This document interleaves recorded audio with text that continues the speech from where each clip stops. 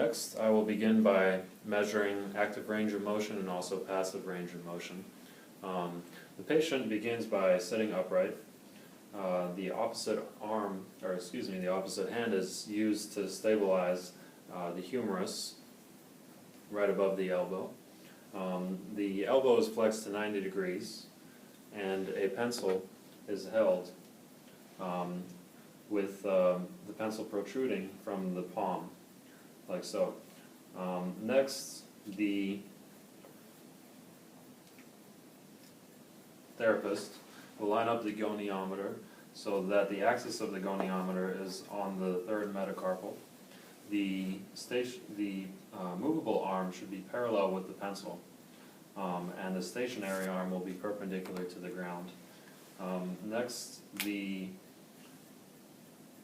patient is asked to internally rotate and pronate.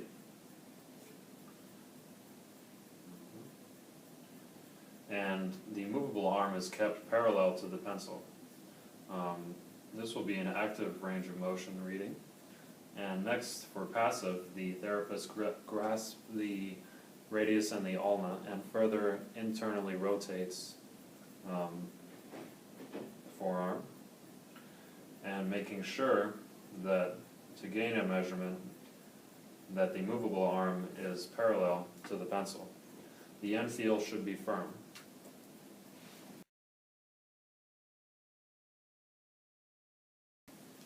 In the event that the patient is unable to grasp a pencil, there is a substitution movement that can be used both to get an active and passive range of motion measurement.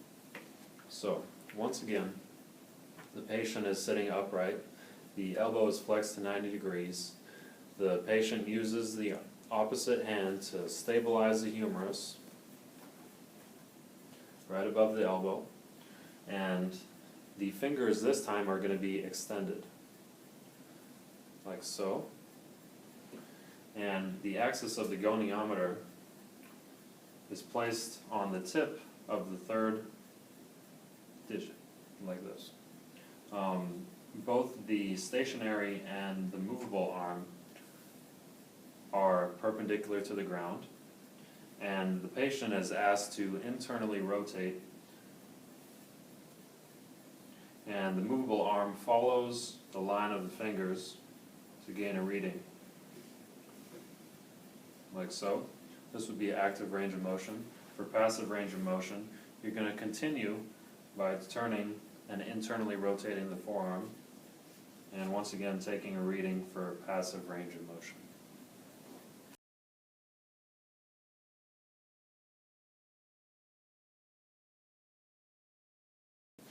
For manual muscle testing, I will be assessing pronation against gravity.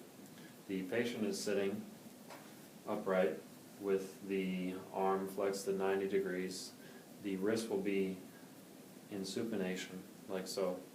The therapist stabilizes the humerus and palpates for the pronator teres. The pronator quadratus is too deep to palpate. The pronator teres is located diagonally across the arm. So why don't you go ahead and pronate so I can feel it there. And then back again. Very good. Now to correctly assess the muscle strength, I'm going to place my hand at the distal aspect of both the radius and the ulna, stabilize the humerus once again, and have the patient internally rotate one more time against resistance. Good. So, the way I would score this activity is a 5 out of 5. She was able to provide maximum resistance against the resistance that the therapist provided.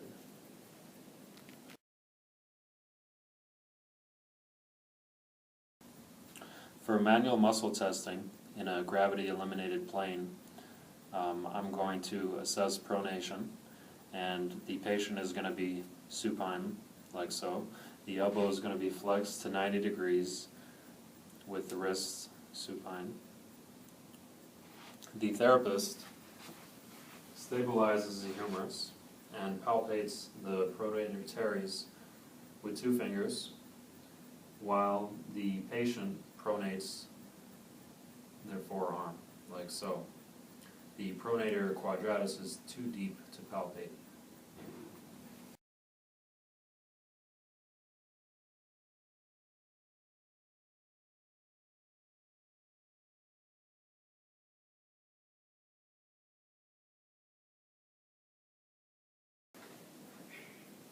Next is active range of motion.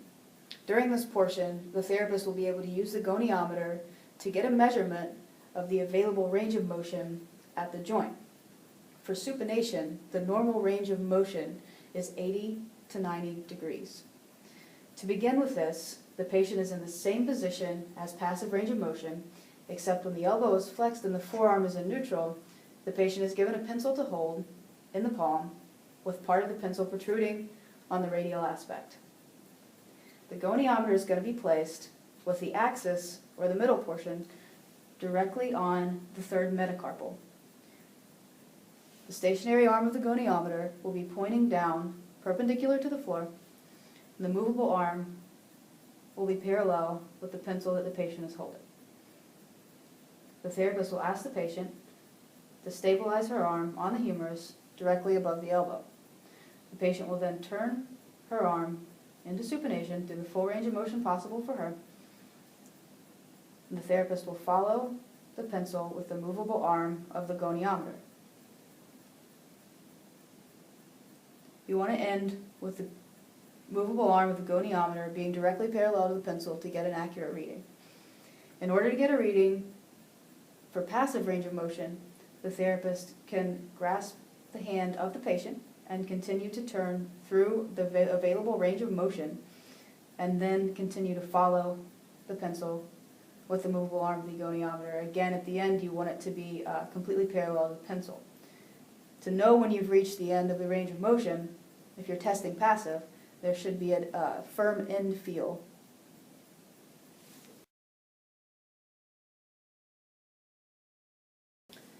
In the event that the patient cannot hold a pencil, there has to be an alternate movement in order to get the measurement for range of motion. To do this, the start position is just the same, with the arm next to the body and the elbow flexed at 90 degrees. The forearm is still going to be in mid position or neutral, only this time the fingers are going to be completely extended. The goniometer axis is going to be placed on the third digit, with the immobile arm perpendicular to the floor, and the movable arm parallel to the immovable arm. The patient will then stabilize her arm on the humerus directly above the elbow and turn through the full range of motion. The therapist will follow the tip of the thumb with the movable arm of the goniometer to gain an accurate reading.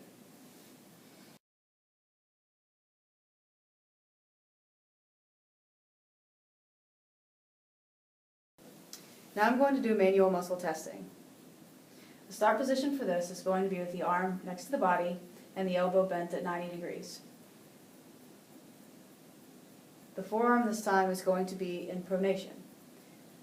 The muscle that is going to do supination while in this position is going to be both the supinator, which is located on the posterior aspect of the forearm, and the biceps. First, the therapist will palpate each of those muscles.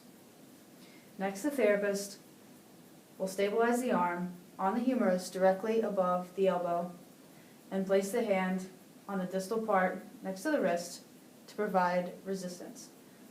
The patient will then externally rotate or supinate the arm against resistance. Once the patient has gone through the full range of motion, the therapist can grade the activity.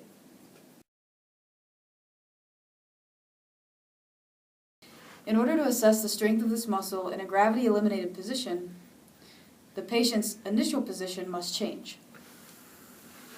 She will now be lying supine with the arm next to the body and the elbow flexed at 90 degrees. The forearm will no longer be in mid-position, but will instead be pronated.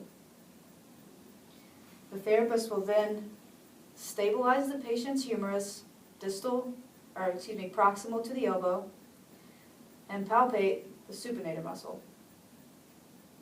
Next, the patient will externally rotate her arm into supination through the full range of motion.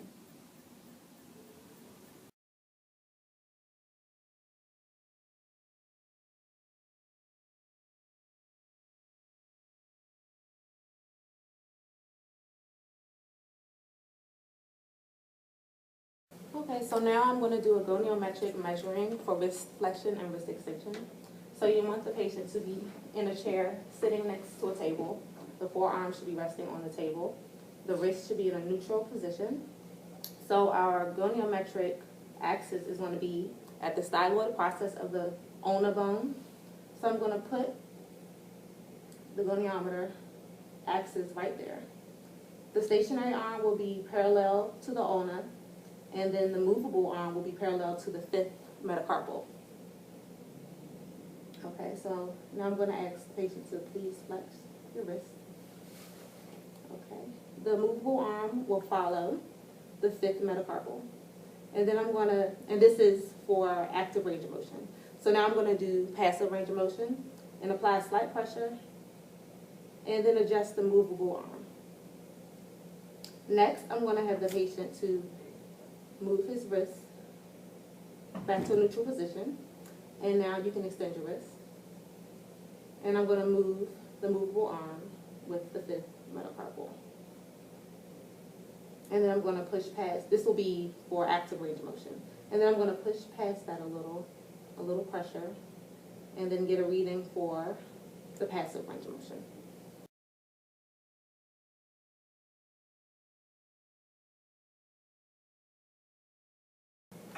Okay, I'll be doing manual muscle testing against gravity for wrist flexion and extension. So the patient's wrist should be in a neutral position. His forearm should be resting on the table. The therapist should stabilize the forearm. And I'm going to have the patient flex his wrist so I can palpate. And I'll palpate for the flexor carpi ulnaris and the flexor carpi radialis. Okay, and you can bring your wrist back to neutral. Okay, so next I'm going to apply pressure to the palm of his hand while he flexes. Okay. Next, we'll do extension. I'll have him extend his wrist so I can palpate. I'll palpate for the extensor carpi ulnaris, the extensor radialis brevis, and the extensor radialis longus. You can relax your wrist. Next, I'm going to add pressure to the dorsal aspect of his hand while he extends his wrist. Okay, so now we're going to do manual muscle testing with the gravity eliminated. So first, we're going to have the patient's forearm to be resting on the table, and it should be in a mid position. I'm going to stabilize the forearm, and I'm going to extend his wrist. Next, I'm going to have him flex his wrist. And I'll palpate the flexor carpi radialis and the flexor carpi ulnaris. Next, I'm going to have the patient to extend his wrist, and I'll palpate the extensor carpi radialis longus, the extensor carpi radialis brevis, and the extensor carpi ulnaris.